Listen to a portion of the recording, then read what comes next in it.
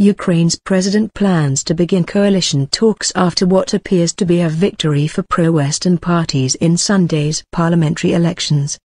Early results showed Petro Poroshenko's bloc and that of Prime Minister Arseniy Yatseniuk each taking 22% of the vote. The president thanked voters for backing a democratic, reformist, pro-Ukrainian and pro-European majority. There was no voting in eastern areas that remain under the control of pro-Russian separatist rebels. A number of seats in the Donetsk and Luhansk regions will remain vacant, as will those for Crimea, which was annexed by Russia in March. The rebels plan to hold their own elections next Sunday.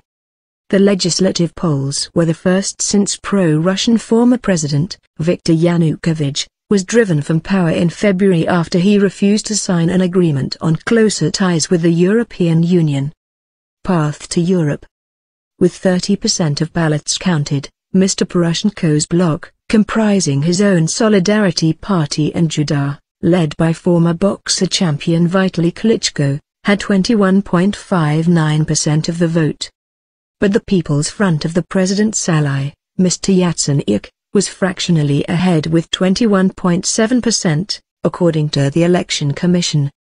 Self-Help, based in western Ukraine, was third with 10.79%, followed by the opposition bloc, formed by allies of Mr. Yanukovych and led by former Fuel Minister Yuri Boyky, on 9.62%.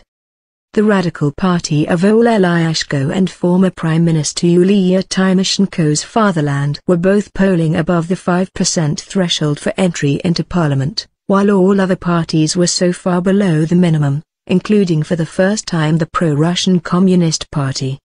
The partial vote count published on Monday covers only 225 of the 450 seats. Results for constituency seats will not come in for a few days.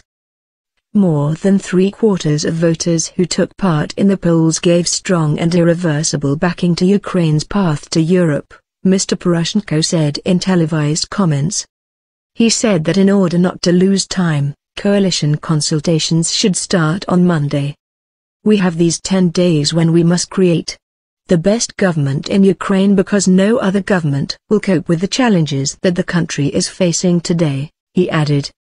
Correspondents say that the top three performing blocs, including those of Mr. Poroshenko and Mr. Yatseniuk, are strongly pro-European and are likely to give the president a strong mandate to pursue democratic reforms and pursue efforts to end the conflict in the east.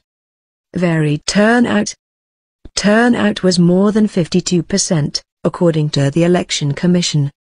However, it varied widely between the east and west of the country, with some 3 million people in separatist-controlled areas in Donetsk and Luhansk unable to vote.